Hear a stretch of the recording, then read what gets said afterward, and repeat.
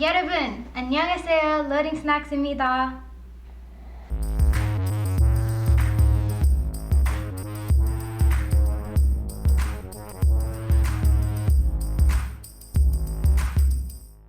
Welcome back, ladies and gentlemen, to Loading Snacks. Hi. What it do?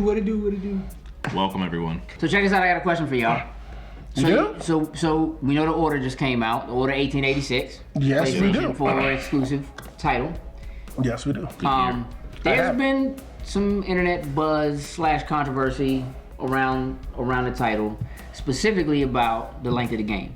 The initial rumor was, look, it's a 5-hour game.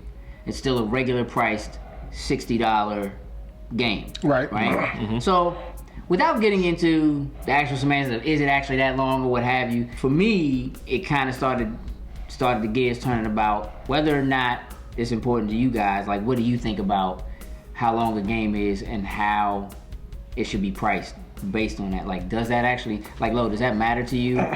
No, not in the slightest. It doesn't matter to me. I mean, because we're just taking account to the length of the storyline, not any type of replayability. Not whether, is there reasons to go back through and play more than once? Is there multiple endings? Is there hidden objectives, hidden items that you go and collect, all that kind of stuff? And now the fact nowadays, with achievements and trophies, There's there's a lot of achievements and trophies hunters, I would say, out there now. So that negates that anyway. This is only talking about story, not about actual replayability and all that other kind of stuff. Like I said, that's just strictly storyline. So, so let's say so if you got the game and it is, let's say it is a 5-hour game, you pay full price for it, but there isn't anything else to do. I mean, again, outside of trophies or whatever, like there isn't anything else, you get through it, but you enjoyed it. Mm-hmm. You're good with what you paid for it. Is that? Yeah. I mean, that's.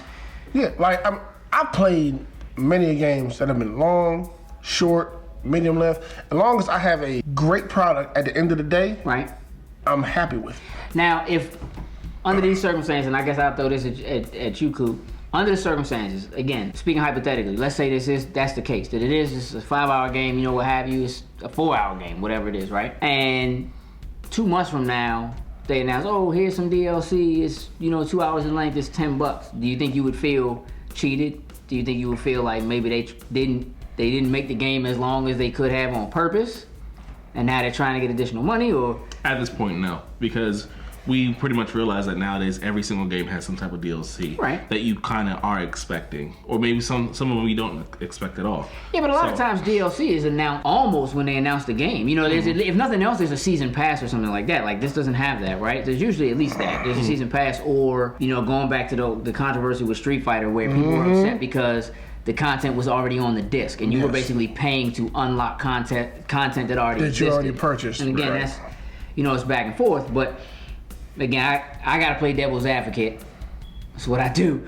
Under circumstances like that, I mean, even if you enjoy what you got, but you pay $60 for it, then they drop DLC that gives you a little more story, adds a little more to it.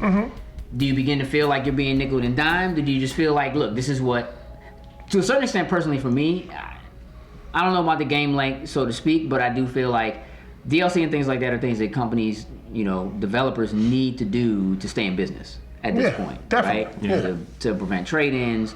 Everybody wants, a little more to the games, they pay for. So knowing you got some DLC coming down the road, helps them keep playing it, get excited for more stuff, keeps that game's name in the news longer. Well, I mean, on the flip side of this, you have, CD Projekt Red doing The Witcher 3 and announcing we're gonna have 16 pieces of DLC that's all gonna be free, and we're gonna release it as the game comes out. You already know the game's gonna be probably 100 hours. Now they say not major pieces, like just a bunch of little, like maybe a piece of armor here, helmet here. But you're already looking at something that's probably 80 to 100 hours to begin with. Easily. Easily. So how does that, again, when you start thinking about, okay, I got this game that cost me $60, but it's 100 hours already, and and it's got a great story and it's whatever, and now I got this game that's $60, and yeah, it's a great story, but it was only 5 hours of my time. How do you weight that? Like, what is the issue? Like, you know what I mean? Like, why are people so upset? Should people be upset? I mean, do they have a right to be upset? Even if it's okay with you, do you think that there's any warrant? Is it warranted at all? I mean, I don't think so, because like I said, it's kind of expected nowadays, especially if you're buying the DLC for the game. You expect more out of the game. Well, DLC is expected, but I just mean if the game itself is short, right? I mean, look, at this point, we're getting a lot of digital games, right? And digital games tend not to be really long games, but you also don't pay $60 for them in terms of like your quote-unquote smaller, I don't necessarily want to use indie, but indie-type games. Maybe that's part of what it is, that people are kind of getting these smaller games. And so do people have a right to be? No, 'cause I don't think people realize how much goes into making these AAA titles. Right.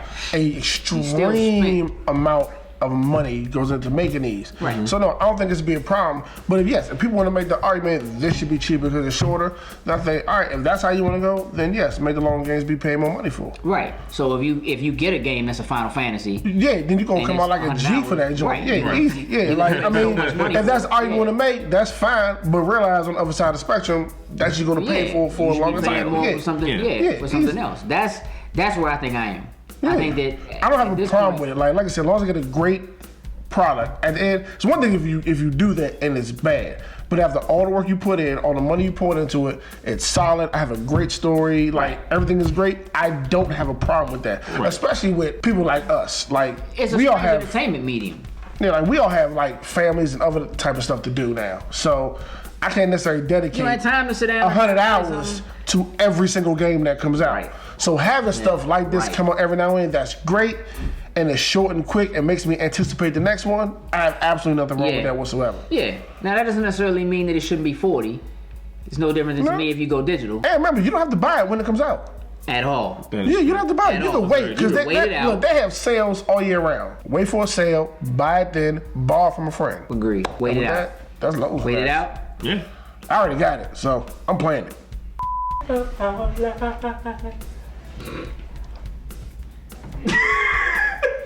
Cricket.